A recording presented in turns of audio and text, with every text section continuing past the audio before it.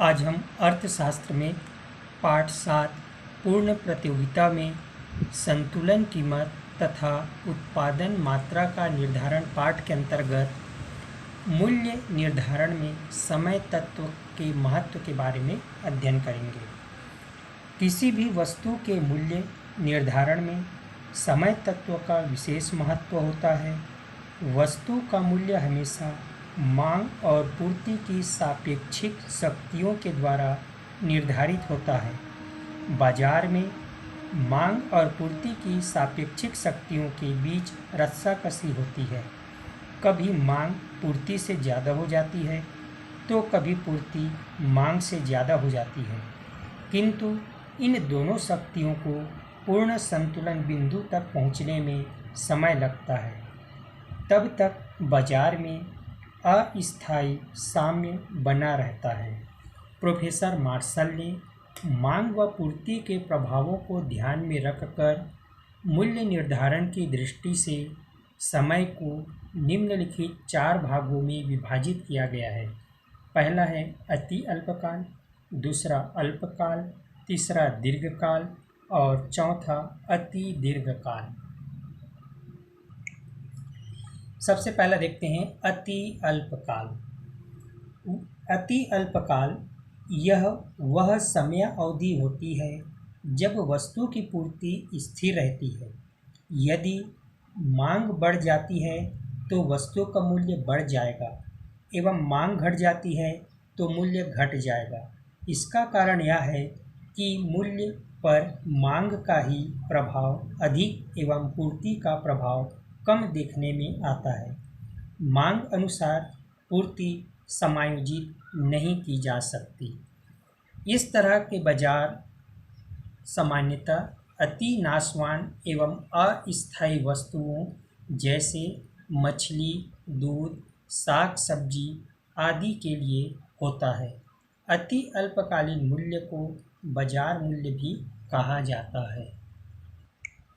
इसके बाद नंबर दूसरा देखेंगे अल्पकाल। अल्पकाल इस समय अवधि में भी वस्तु की पूर्ति लगभग स्थिर रहती है। इसमें स्टॉक में रखी गई मात्रा तक ही मांग को पूरा किया जा सकता है। इस काल में भी मूल्य पर मांग का ही प्रभाव अधिक देखने में आता है। यहाँ भी मांग के अनुसार पूर्ति को पूर्णतया समायोजित नहीं किया जा सकता है। अल्पकाल समय अवधि में जिसमें पूर्ति में परिवर्तन लाया जा सके, लेकिन उपलब्ध साधनों से ही इसमें समय की अवधि 1 माह से लेकर 1 वर्ष तक की होती है। लेकिन समय इतना कम होता है कि उत्पत्ति के साधनों जैसे मशीनों के आकार या संयंत्र में कोई परिवर्तन नहीं किया जा सकता। केवल वर्तमान साधनों के द्वारा ही पूर्ति में कमी या वृद्धि की जा सकती है। इसलिए अल्पकालीन बाजार के मूल्य निर्धारण में मांग की ही प्रधानता रहती है, लेकिन अति अल्पकाल की तुलना में इसमें पूर्ति का प्रभाव अधिक रहता है। यही कारण है कि अल्पकाल में प्रस्तुत साधनों का अधिक से अधिक उपयोग करके पूर्ति को बढ़ाया जा सकता है। इसके बाद नंबर तीसरा देखेंगे दीर्घकाल। यह वह समय अवधि होती है जिसमें वस्तु की कीमत पर पूर्ति का प्रभाव अधिक पड़ता है। समय इतना अधिक होता है कि मांग के अनुसार पूर्ति को समायोजित किया जा सकता है। इसका नंबर चौथा है अति दीर्घकाल। यह समयावधि वह होती है जिसमें न केवल उत्पादकों को मांग के अनुसार पूर्ति को समायोजित करने का पूरा समय मिल जाता है, यहाँ तक पूर्ति पक्ष में उत्पादन की मात्रा, तकनीक, संयंत्र के आकार प्रकार एवं मांग पक्ष में जनसंख्या, रुचि, फैशन, आय आदि में परिवर्तन दिखाई देता है। इस प्रकार से मूल्य निर्धारण में समय तत्व को 4 भागों में बांटा गया है: अति अल्पकाल, अल्पकाल, दीर्घकाल और अति दीर्घकाल। इसके बाद हम देखेंगे अंतर। अल्पकाल एवं दीर्घकाल में क्या अंतर है।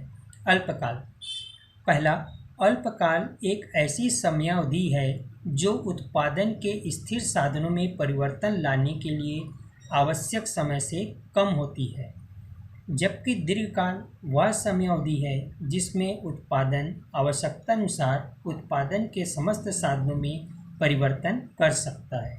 दूसरा, अल्पकाल में उत्पादन की मात्रा केवल परिवर्तनशील साधन की मात्रा बढ़ाकर ही संभव है, जबकि दीर्घकाल में उत्पादन की मात्रा स्थिर और परिवर्तनशील दोनों प्रकार के साधनों में वृद्धि करके बढ़ाई जा सकती है।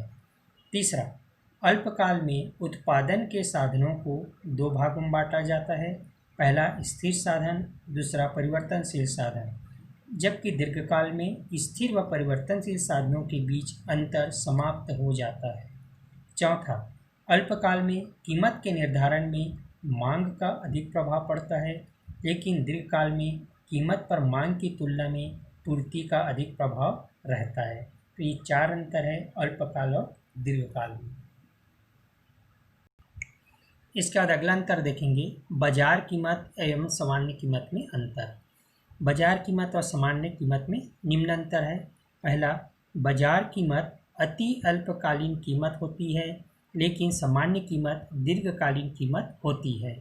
दूसरा, बाजार कीमत वास्तव में किसी समय विशेष में बाजार में प्रचलित रहती है। सामान्य मूल्य में अपूर्णता होती है।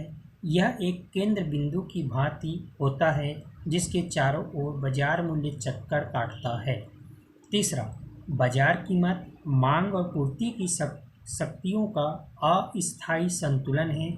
इसमें बार बार परिवर्तन आते रहते हैं, जबकि सामान्य मूल्य मांग पूर्ति की स्थायी शक्तियों से निर्धारित होता है और यह स्थायी होता है।